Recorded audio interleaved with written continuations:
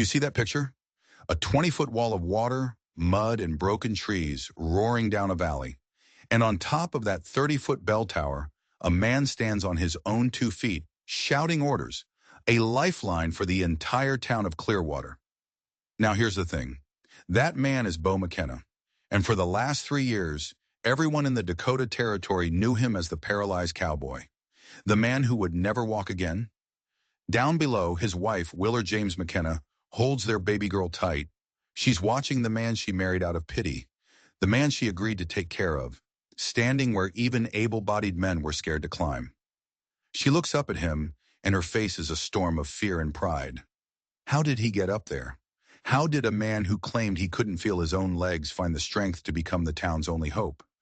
To understand that, you have to understand the lie. The secret he kept locked away, buried deeper than any grave. A secret that started 3 years earlier, in the dead of night, in a barn filled with ghosts and a single flickering lantern. 3 years before the flood. 8 p.m. Sharp. For Bo McKenna, this was the hour the ghosts came out. His hands would start to shake, a tremor that had nothing to do with the cool Dakota air. It was memory. It was pain. It was the phantom feeling of a horse named Diablo, a black stallion with the devil in his eyes, sending him flying into a stone wall. He'd wheel himself out of his small cabin, the one that was both his sanctuary and his prison. He'd pass the workbench he'd modified, where he fixed harnesses and saddles for other men who could still ride. He'd roll past the stall where his own horse, Ranger, would nicker a soft hello, a painful reminder of the life that was stolen from him. At the very back of the barn, hidden behind hay bales and forgotten tack, was a small, windowless room. He'd built it himself in the dark months after he came back from Denver. Every night, he'd glance over his shoulder, making sure no one was watching. He knew he was alone. Nearest neighbor was a half-mile away. But a secret like his made a man feel like he was always being watched. The key in the lock made a soft click. To Bo, it sounded like betrayal. Inside, the walls weren't wood. They were paper, covered in hundreds of his own drawings, sketches of muscles, nerves, strange-looking devices he'd designed in his head. In the center of the room stood a walking frame, built from hardwood, padded with leather where his hands would grip it. He'd moved from the wheelchair to the frame, his arms, thick with muscle from years of hauling his own dead weight, taking the strain. He'd pull himself up, his legs trembling like a newborn colt. Every night the goal was the same. One step, just one single step to prove that the doctors in Denver, the ones he'd run away from, weren't crazy. To prove that the faint tingling he sometimes felt wasn't just a ghost. He'd grit his teeth, sweat pouring down his face. He'd force his right foot to move. 3 inches, not even a real step. His left leg wouldn't follow, and he'd crash to the floor, cursing into the dusty floorboards. Then came the ritual. He'd drag himself back to the chair. He'd pull a loose floorboard up and take out a small leather journal. And he'd write, Day 87. Still not strong enough. Perhaps never will be. This was his secret. The town of Clearwater saw the cheerful, broken cowboy who refused their pity. They saw a man who'd accepted his fate. They had no idea that every night he fought a war against his own body, a war he was losing. See, Bo McKenna used to be a legend, the best bronc rider in 3 territories. Men wanted to be him, women wanted to be with him. Then came Diablo. The accident didn't just shatter his spine, it shattered his soul. The doctors called his partial recovery a miracle. They promised him he could walk again. Maybe not ride, but walk. But Bo saw the pity in their eyes. He heard the words they weren't saying. Limited mobility, partial function, imperfectly mended. The thought of being almost whole terrified him more than being completely broken. So he ran, fled in the middle of the night, came back to Clearwater and let them believe the simplest story, that Bo McKenna, the legend, was gone forever, replaced by a man in a wheelchair. It was safer that way. He'd lock the secret room, wheel himself back to the cabin, and prepare for another day of playing the part. No one would ever know the truth, or so he thought. Across town, another soul was trapped. Her name was Willer James, and she was staring out the window of a small room above the general store. 7 months pregnant, 6 months a widow? She'd watched the giant grain elevator, the one that had taken her husband Thomas. A freak accident, they'd said, crushed beneath the gears. She had $17 to her name. In the brutal math of the frontier, that was a death sentence. For her and for her unborn child. The knock on her door was soft, but it carried the weight of judgment. It was Mrs. Cordelia Patterson, the preacher's wife, a woman who wore her charity like a weapon. Mrs. Patterson didn't waste time. She sat in Thomas's old chair, uninvited, and laid out Willer's future like she was planning a church social. "We need to discuss your situation, dear," she began, her voice dripping with fake sympathy. "A single woman, an infant on the way. The Lord helps those who help themselves, but sometimes he needs an instrument." Willer knew what was coming. She'd seen it before. The town's charity always came with strings. "There's a man," Mrs. Patterson said, leaning in. "Bo McKenna." Of course, Willer had heard of him. The fallen legend. The broken cowboy who lived alone on the edge of town. "His condition," Mrs. Patterson said, pausing for effect, "makes daily life a challenge. He needs someone to care for him. And you need a provider." The room started to spin. "It would be a Christian arrangement," Mrs. Patterson continued, smelling victory. "A marriage of convenience, beneficial to all parties. Reverend Morrison has already agreed to perform the ceremony." Willer's mind went blank. A marriage? To a man she'd never even met? A crippled man who needed a nursemaid? "This Sunday," Mrs. Patterson declared, as if she were announcing the winner of a bake-off. Willer couldn't breathe. "This Sunday, but I've never spoken to him." "Oh, that's all been arranged," Mrs. Patterson smiled, a tight, merciless smile. "You'll meet him tomorrow.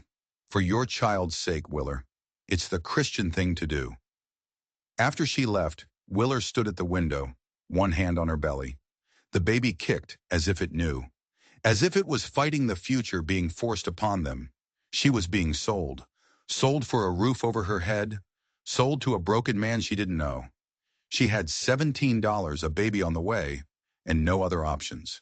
The brutal math of the frontier had given her an answer she never would have chosen, and in just a few days, she would become Mrs. Bo McKenna. She had no idea that the man she was about to marry was living a lie that would put them all in danger.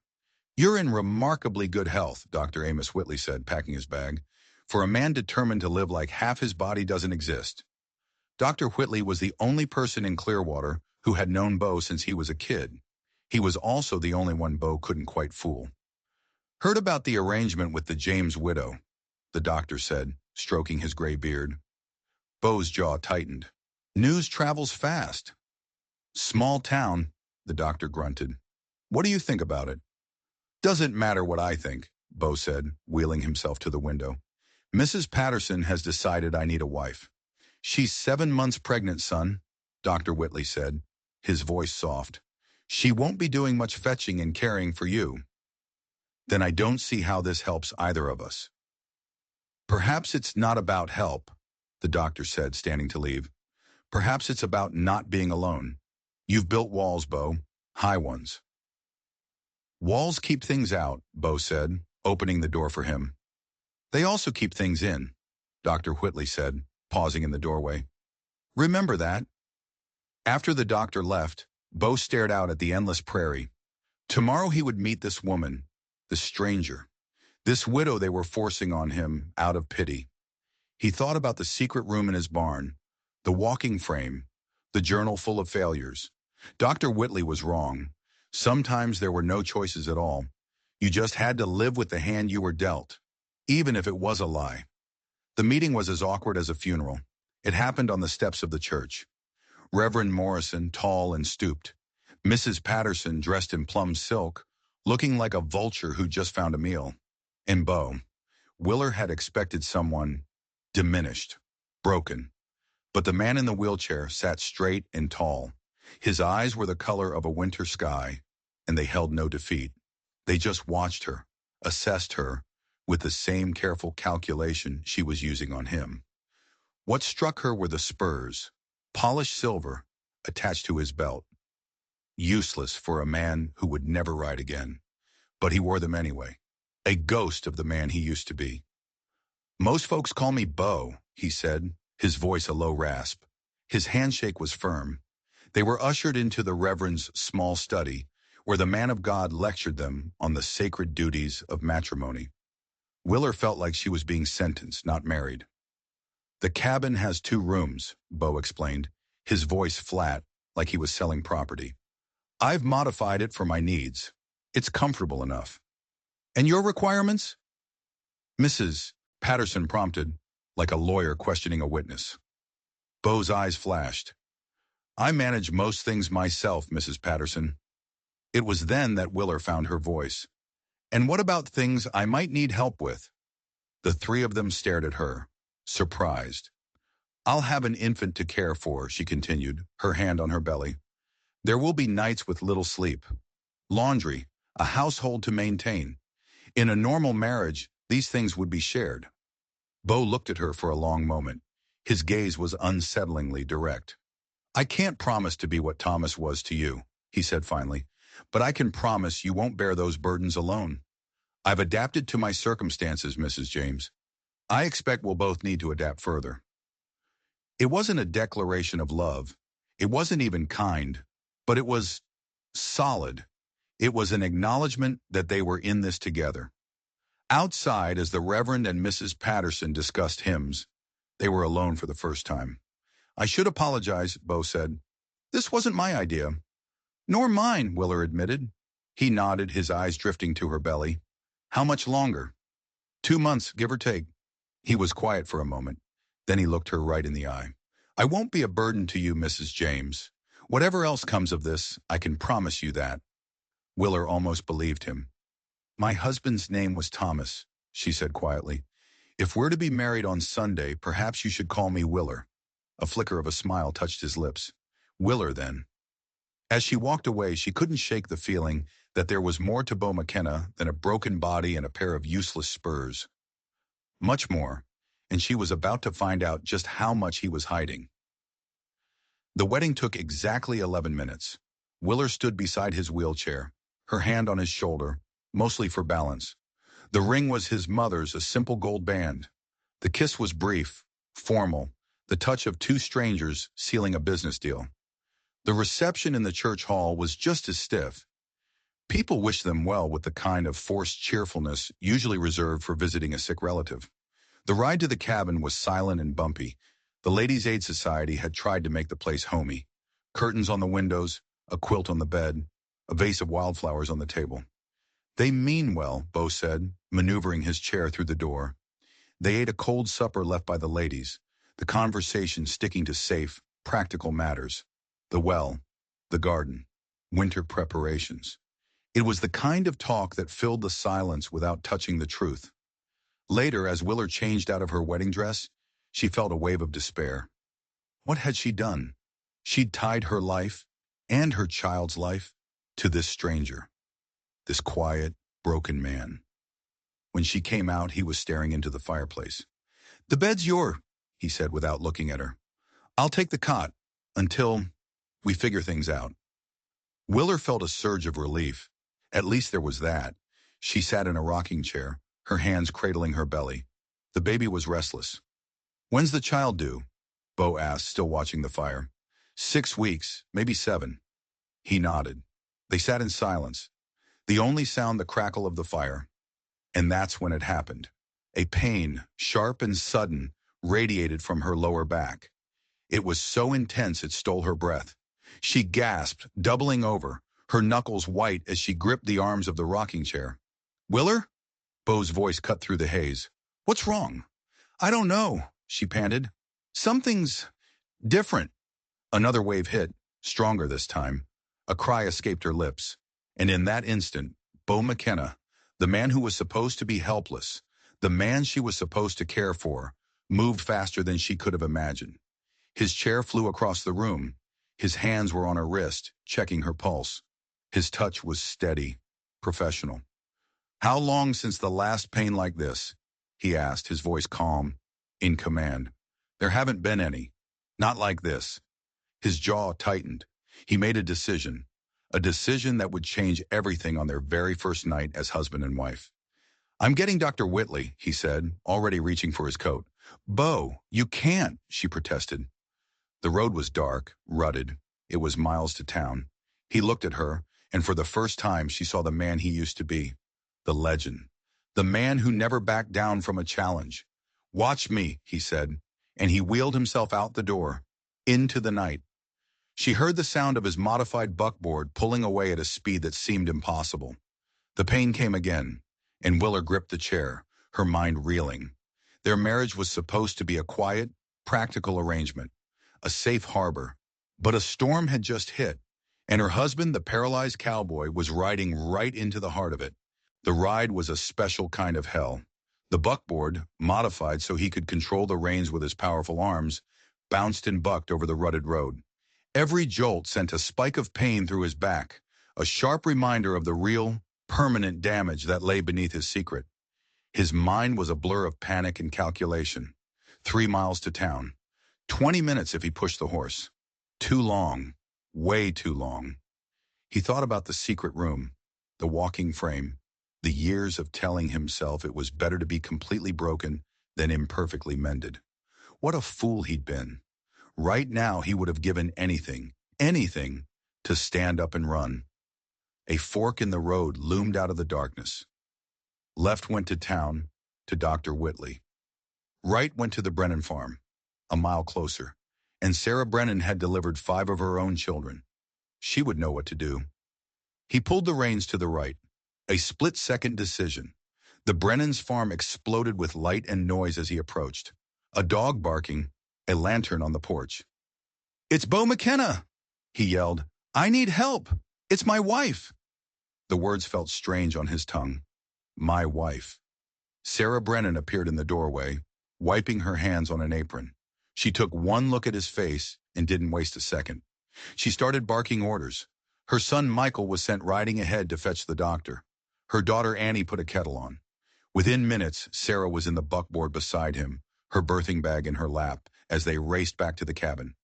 "You care about her," Sarah said, glancing at him in the swinging lantern light. It wasn't a question. Did he? He barely knew Willer. She was a business arrangement, a responsibility forced on him. But when he'd seen her face contort in pain, something inside him had shifted. A fierce, protective instinct he hadn't felt in years. "She's my wife," he said. It was the only explanation he had. Sarah nodded, as if she understood everything he hadn't said. "Marriage begins in many ways, Bo. It's what you build together that matters." The light from the cabin window came into view, a tiny beacon in the vast darkness. He urged the horse on, his heart pounding. He was terrified, not for himself, but for the woman inside, the stranger who carried his name. Dr. Whitley arrived an hour later, his face flushed, but his hands steady. He examined Willer, asked his calm, methodical questions, and then delivered the verdict. False labor. The relief in the room was so thick you could taste it. "Common enough with first babies," the doctor explained, "especially after a stressful day. The baby's not ready yet, but you, young lady, need rest. Real rest. Your husband here," he said, looking pointedly at Bo, "will have to take over the household duties for a while." After the Brennans and the doctor left, a quiet, awkward peace settled over the cabin. Bo wheeled himself to Willer's bedside. "Can I get you anything?" he asked. She looked at him, really looked at him in the soft lamplight. He had ridden through the night for her. He had faced his limitations and found a way around them. This was not the act of a man in a marriage of convenience. "Just stay," she said. "Talk to me." So she told him about Thomas, about her life before, about the dreams they'd had. She later passed bare for him, and he just listened. When she finished, his voice was quiet. "Thank you," he said, "for trusting me with that." As she drifted off to sleep, she murmured, "One day you'll tell me your story too." "Yes," he whispered into the darkness after she was asleep. "One day." But as he settled onto the cot for the night, he wondered if he ever could. How could he tell her the truth? That her husband, the man who had just saved her, was living a lie so deep he barely knew how to find his way out. He had no idea that back in town, Dr. Whitley was sitting in his study, holding a letter that was about to blow Bo McKenna's secret world apart. The letter was from Denver, from a Dr. Marcus Henley. Dr. Whitley read it again by lamplight, the words confirming everything he'd suspected for years.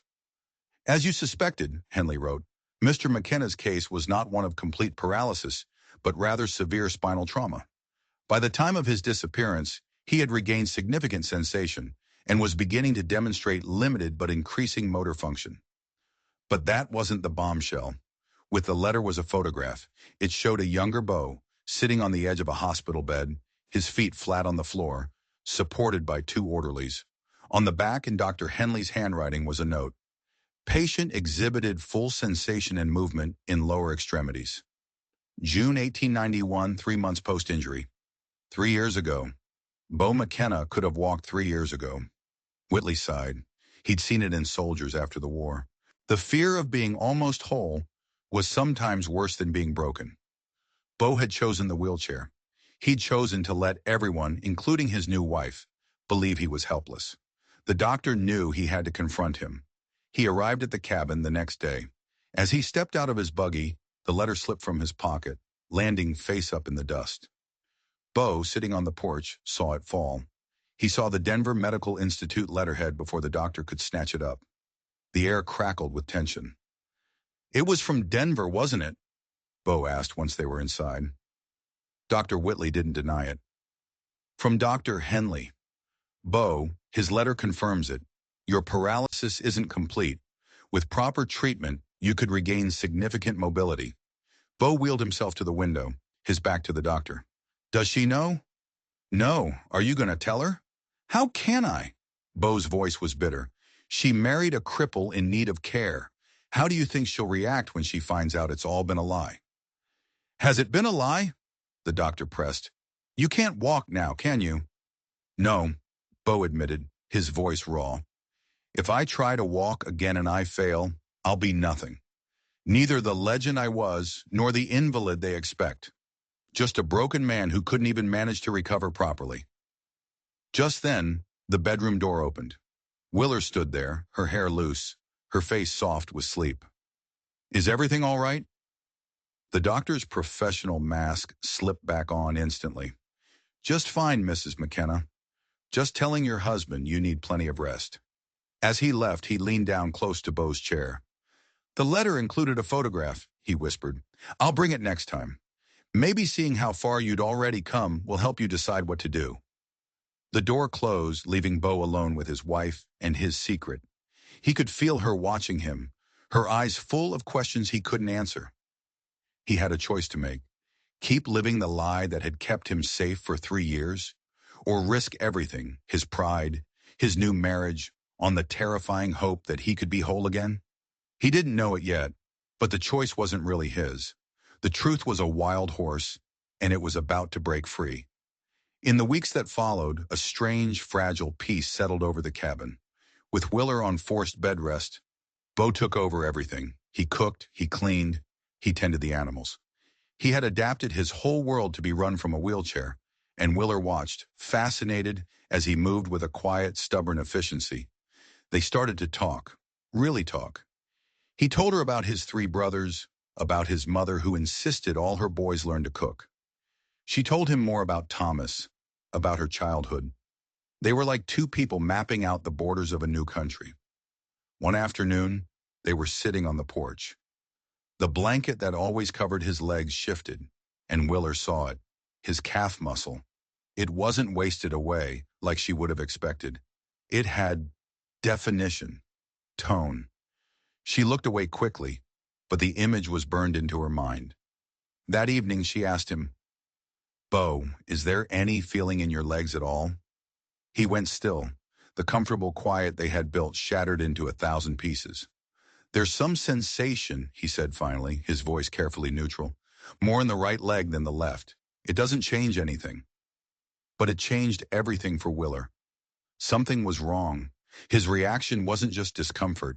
It was fear. He was hiding something. That night she couldn't sleep. She heard his wheelchair roll out of the cabin and toward the barn. It wasn't the first time he'd made these late-night trips. But tonight, she had to know why. She wrapped a shawl around her shoulders and followed him. The barn door was slightly ajar. A sliver of lamplight spilled out. She peeked through the crack, and she heard a sound she had never heard him make. Footsteps, unsteady, staggering, but they were footsteps. Her heart pounding, she pushed the door open, and there he was, standing. He was gripping a wooden frame, his face a mask of pure agony and determination. His legs, the legs everyone thought were dead, were trembling violently as he forced one foot in front of the other. He took a third shaky step, and that's when he saw her. Their eyes met across the dusty barn. The secret was out. The lie was exposed, and in that instant, his legs gave out. He collapsed, catching himself on the frame, his face a mixture of pain and pure, gut-wrenching shame. "Willer!" he gasped as he pulled himself back into his waiting wheelchair. "You can walk," she whispered. It wasn't a question. It was an accusation. "Not well," he said, refusing to meet her eyes. "Not really. Just exercises." "How long?" she demanded, her voice shaking. "How long have you been lying to me? To everyone?" And so the whole story came pouring out. Denver, Dr. Henley, the fear of failure, the fear of being imperfectly mended, the choice to be completely broken instead. "And our marriage?" she asked, the words like ice. "Was that part of the lie, too?" "No," he pleaded, his face stricken. "I never asked for this. I just didn't correct their assumptions. You let me believe I was marrying a man who would never walk again. I let everyone believe that. But I'm your wife, Beau." Her voice was quiet, but it cut him deeper than any shout. "I'm your wife." He looked at her then, and she saw the terror in his eyes. It wasn't about the lie. It was about something else. "Is that what you're worried about?" he asked, his voice barely a whisper.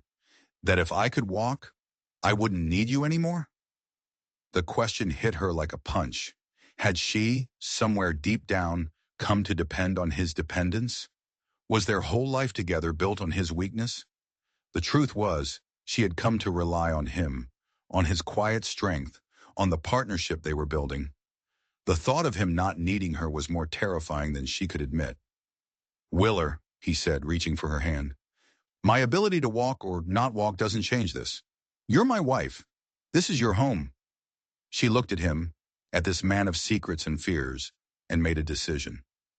"I want to help you," she said, "with your exercises, with your recovery. You don't have to do this alone anymore. Isn't that what marriage is supposed to be?" The relief that washed over his face was like watching the sun rise after a long night. He looked at her as if he were seeing her for the first time. "Thank you," he whispered. As they walked back to the cabin, a new fragile trust between them, Willer knew that their life had just changed forever. The wall between them was gone, but what they would build in its place was still a terrifying unknown. 2 weeks later, Emma Rose McKenna was born, her first cry filling the small cabin with a powerful new reality. The birth was long, but Beau was there for every minute of it, a quiet, steady presence that spoke more than words. As he held the tiny baby in his arms for the first time, something inside him broke open, a fierce, protective love so strong it scared him. "She is mine," he said to Willer, his voice thick with emotion. "Maybe not by blood, but by choice, by promise. I will always be her father." The secret was out between them, and instead of tearing them apart, it had started to bind them together. Every night Willer would help him with his exercises. Her hands would steady him as he practiced standing, as he took those agonizing, shaky steps. They were partners, in every sense of the word. But the frontier is a harsh master, and peace doesn't last long. A visit to the bank in town delivered a brutal blow. The farm was mortgaged to the hilt. Payments were behind. They had until spring to catch up, or the bank would foreclose. "How bad is it?" Willer asked when they got home. "Bad enough," Beau said, his face grim. "We've got 3 months to find money we don't have." Just when things looked their darkest, salvation arrived in the form of Widow Len, the town's elderly leather worker. Her hands, gnarled with arthritis, could no longer do the fine, detailed work that had made her famous. She had a backlog of orders and no way to fill them. She laid out a half-finished saddle on their table. "I can pay 20% for completion work," she offered. Bo's hands, the hands that had once tamed wild horses, were strong and steady.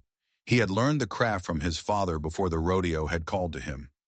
30%, Willer countered, her voice firm, and we provide our own tools. And just like that, a business was born. The work was a balm for Bo's restless soul. The rhythmic tap of the hammer, the smell of the leather. It was a connection to a life he thought he'd lost. He wasn't just a broken cowboy anymore. He was a craftsman, an artist. And he was good. Really good. Word spread. Orders started pouring in. Not out of pity, but out of respect for his skill. By March, they had paid off the bank. They were secure. They were a team, a family. Just as they were starting to breathe again, a letter arrived. It bore the official seal of the territorial government. They wanted to appoint Bo McKenna as the emergency coordinator for the entire district. Willer read the letter, her face pale. An emergency coordinator had to travel, to inspect remote areas, to lead rescue operations. It was a job for a man who could ride, a man who could walk. It was a job Bo couldn't possibly do. But as he looked at the letter, a strange light in his eyes, Willer realized something terrifying. He was going to accept. He was going to step out of the shadows, out of the safety of his lie, and into a role that would test him and them in ways they couldn't possibly imagine. The storm they had weathered on their wedding night was nothing. The real flood was coming. The rain started in April. At first it was a blessing. Then it was a concern. By the third week, it was an alarm. The creek behind their property swelled into a raging, muddy river. The road to town washed out. They were isolated. All the while, Bo kept up his secret training. Every morning before dawn, he worked. The progress was slow, agonizing. Some days he could stand for a minute, his legs shaking. Other days, they wouldn't support him at all. Then the emergency bell arrived. A massive bronze bell sent by the territory. His first official duty as coordinator. "You're to mount it where it can be heard throughout the district," the delivery man said. That meant a 30-foot tower, and someone had to be able to climb it. "I can rig a pulley system," Bo told Willer, seeing the fear in her eyes. "I can operate it from the ground." But they both knew. In a real crisis, a man on the ground was half a man. The coordinator needed to be at the top, seeing everything, directing everything. The community helped build the tower. The same people who used to pity him now followed his orders without question. They trusted him, and the weight of that trust was crushing. The warning came from the Brennan's boy, who rode in soaked and terrified. The creek was rising faster than anyone had ever seen. A flash flood was coming. "Ring the bell," Bo ordered, his voice ringing with an authority that surprised everyone, including himself. As the deep bronze tones rolled across the valley, calling the scattered families to their farm, Bo knew this was it, the moment of truth. The first crisis hit almost immediately. The Hendersons, an elderly couple, were trapped in their farmhouse, cut off by the rising water. "I'll go," Bo said instantly. "Bo, you can't," Willer said, her voice a desperate whisper. He couldn't wade through floodwaters. He couldn't carry them to safety. Unless he had been building something in the barn, a secret project, a small, shallow draft boat for navigating the streams. Now it was their only hope. What he did next was pure, mad genius. He rigged a system of ropes and pulleys between the trees, creating a guideline to pull the boat through the raging current. He modified a seat in the boat to hold his wheelchair.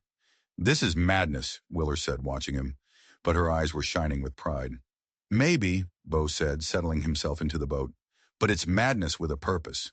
The trip was a nightmare. The current fought him every inch of the way, but he reached them. He got the terrified old couple into the boat, and somehow, through sheer upper body strength and stubborn will, he pulled them all back to safety. He was a hero. He had done the impossible. But as the cheers died down, a new rider came galloping in, his face ashen. The dam upstream had broken. A 20-foot wall of water was coming down the valley. It would hit them in less than an hour, and it would wipe everything and everyone off the map. The boat wouldn't work. The ropes wouldn't work. There was no escape. Everyone looked to Bo, the man in the wheelchair, their emergency coordinator, their only hope. And he looked up at the 30-foot bell tower, At the ladder stretching into the sky, he had a plan, an insane, impossible plan.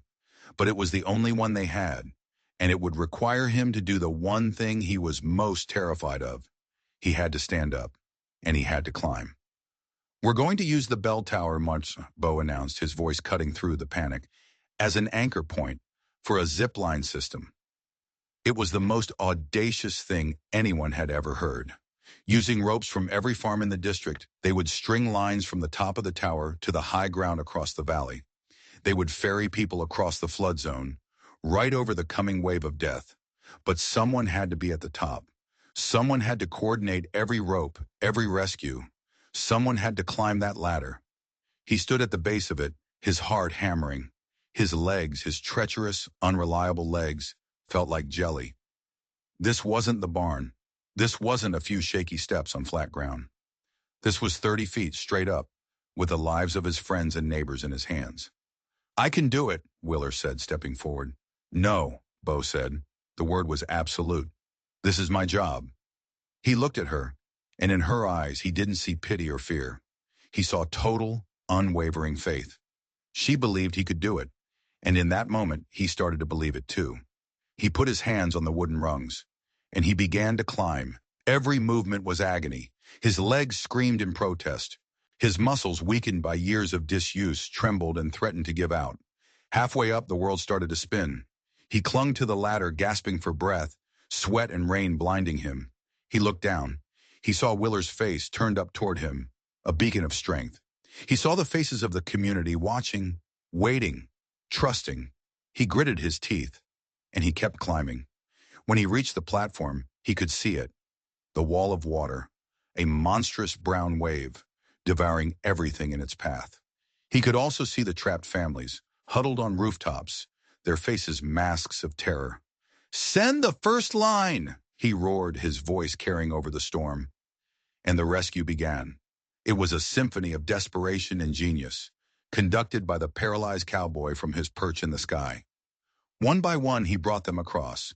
The Kowalski children, their small bodies trusting the rope. The Martinez family watching as their home vanished beneath the waves. The water hit with the force of a bomb. It slammed into the base of the tower, shaking the entire structure. But Bo held his ground, his legs braced, shouting orders, coordinating until the very last person was safe. He had done it. He had saved them all. As he finally made his way back down the ladder, his legs shaking uncontrollably, he found Willer waiting for him. Emma was in her arms, and tears of pure pride were streaming down her face. "You did it," she whispered. He looked around at the devastated landscape, at the community that had survived. He had faced his greatest fear, not for glory, not for a prize, but for them. But the flood had one more secret to reveal. As the waters receded, a section of the muddy ridge above them gave way, a landslide, and standing right in its path was Harold Fitzpatrick Jr., the banker's arrogant son. Bo saw him go down, swallowed by a wave of mud. There was no time to think, no time for the wheelchair, no time for fear. He ran. His legs, powered by pure adrenaline, carried him down the slippery slope. He half ran, half slid through the mud, reaching the banker's son just as he was about to be swept into the creek. He hauled him out, dragging him back to solid ground. And then he looked up. The entire town was staring at him, staring at Bo McKenna, standing on his own 2 feet. The silence was deafening. "You're walking," Harold Fitzpatrick Sr., the banker said. The words hung in the air, an accusation. "But I thought that I was paralyzed," Bo finished for him. The adrenaline was gone. His legs started to tremble. "It's complicated." "Complicated?" Harold Jr. sputtered, scrambling to his feet, covered in mud. "You've been pretending, lying to everyone." "I wasn't pretending," Bo said, his voice quiet. He could feel the stares, the shock turning to anger, to betrayal. "But you just ran down that hill," someone yelled from the crowd. As if on cue, his legs buckled. He dropped to one knee. Willer was there in an instant, her arm around him, helping him up. "The truth is," Bo said, looking at the faces of his neighbors, "some days are better than others. Some days I can stand. Some days the pain is too much. I was afraid. afraid of hope, afraid of failing. "So he's been lying to us all," Harold Jr. shouted, "pretending to need charity." Then a new voice cut through the anger. It was Reverend Morrison. "My son," the Reverend said, his voice calm but firm. "What we have witnessed today is not deception. It is courage. A man who climbed a 30-foot tower when his legs could have failed at any moment. A man who just ran into danger to save the very person who now accuses him. Judge not, lest ye be judged." The crowd murmured, the mood shifting. They had seen what he did. They had seen him save them. The banker, Harold Sr., saw it too. He looked at his mud-caked son, then at Bo, leaning heavily on his wife. He seemed to make a decision. "The bank," he announced, his voice booming, "will extend all mortgages in this district by 6 months, interest-free. We will also establish a rebuilding fund. This community is worth investing in, not exploiting." A shocked silence, then a wave of cheers. Jorgensen, the wheelwright, brought Bo's chair. As Weiler helped him into the familiar seat, Bo didn't feel shame. He didn't feel defeated. The chair wasn't a prison anymore. It was just a tool, a part of his story. "What happens now?" Willer asked, her eyes searching his.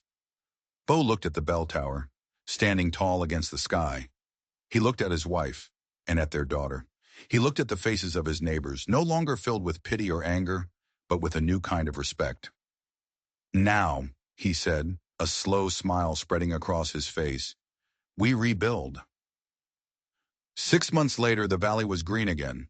A new, larger cabin stood where the old one had been washed away. A sign hung out front, "McKenna Family Farm." Bo moved through his garden, his steps steady and sure. The wheelchair sat in the barn, a relic of a past life. He still used it on the bad days, but the bad days were getting fewer and farther between. His flood response system had become a model for the entire territory. His leatherwork was famous, his reputation built on skill, not sympathy. He was a leader, a craftsman, a father. Willer stood on the porch, her hand resting on the swell of her belly. Their second child was on the way. Emma, now a chattering toddler, played in the dirt at her father's feet. What had started as a cold, practical arrangement had been forged by secrets, floods, and fire into a real family. A real partnership. A real love. They had faced the worst the frontier could throw at them. They had looked into the abyss of their own fears and found the strength to climb out. The paralyzed cowboy and the pregnant widow were gone. In their place stood a family, strong and whole, the true pride of the plains. They had learned the hardest lesson the frontier has to teach, that true strength isn't about never falling. It's about having the courage to get back up. If you enjoyed this story, don't forget to hit that subscribe button and let us know in the comments what you think Bo and Willer's next great adventure will be.